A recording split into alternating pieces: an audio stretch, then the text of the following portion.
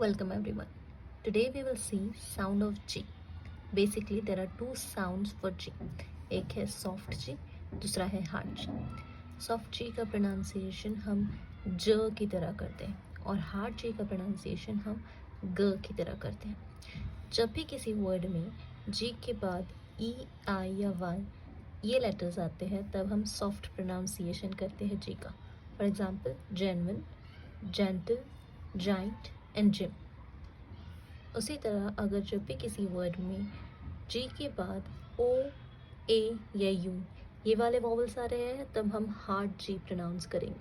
For example class, get, goat, gum. Okay, so these are the examples for soft and hard G. Hope this will be helpful. Thank you for watching.